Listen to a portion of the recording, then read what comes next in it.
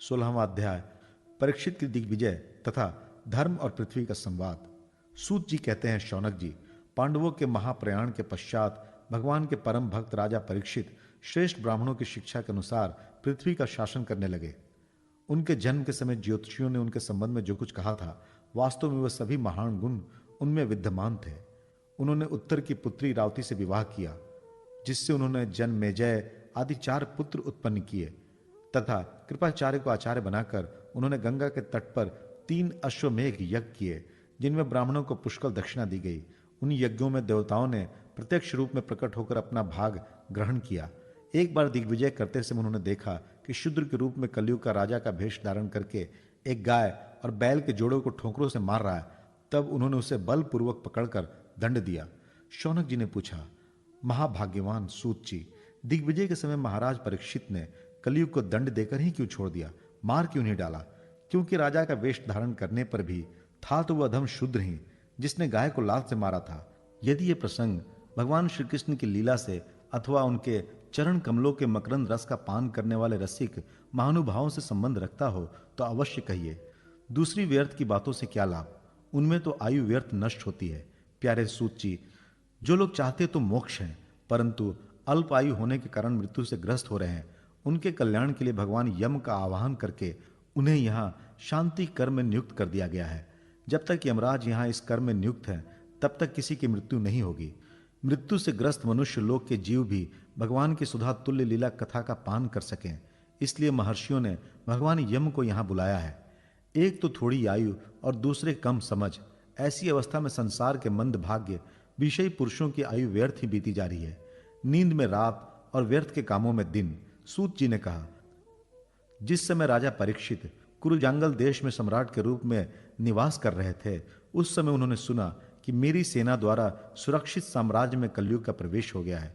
इस समाचार से उन्हें दुख तो अवश्य हुआ, परंतु यह सोचकर कि युद्ध करने का अवसर हाथ लगा, वे उतने दुखी नहीं हुए। इसके बाद युद्धवीर परीक्षित ने धनुष हाथ में ले लिया।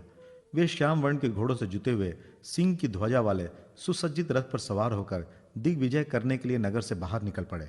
उस समय रथ, हाथी, घोड़े और पैदल सेना उनके साथ साथ चल रही थी। उन्होंने भद्राश्व, केतुमाल, भारत, उत्तर कुरु और किम पुरुष आदि सभी वर्षों को जीतकर वहां के राजाओं से भेंट ली। उन्हें उन देशों में सर्वत्र अपने पूर्वज महात्माओं का सुयश सुनने को मिला। उस यशोगान से पद पद पर भगवान श्री कृष्ण की महिमा प्रकट होती थी।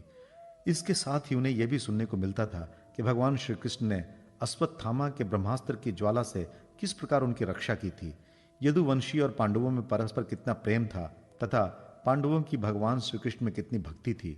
जो लोग उन्हें ये चरित्र सुनाते, उन पर महामना राजा परीक्षित बहुत प्रसन्न होते। उनके नेत्र प्रेम से खिल उठते। वे बड़ी उदारता से उन्हें बहुमूल्य वस्त्र और मणियों के हार उपहार स्वरूप में देते। वे सुनते कि भगवान श्री कृष्ण ने प्रेम पर वश होकर पांडवों के सारथी का काम किया, उनके सभासद बने, यहाँ तक कि उनके मन के अनुसार काम करके उनकी सेवा भी की। उनके सखा तो थे ही, दूत भी बने। वे रात को शस्त्र ग्रहण करके वीरासन से बैठ जाते और शिविर का पहरा देते। उनके पीछे पीछे चलते, स्तुति करते तथा प्रणाम करते। इतना ही नहीं, अपने प्रेमी पांडवों के चरणों में उन्होंने सारे जगत को झुका दिया। तब परीक्षित की भक्ति भगवान श्री कृष्ण के चरण कमलों में और भी बढ़ जाती। इस प्रकार वे दिनों दिन पांडवों के आचरण का अनुसरण करते हुए दिग्विजय कर रहे थे।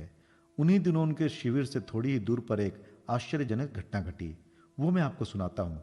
धर्म बैल का रूप धारण करके एक पैर से घूम रहा था। एक स्थान पर उसे गाय के रूप में पृथ्वी मिली।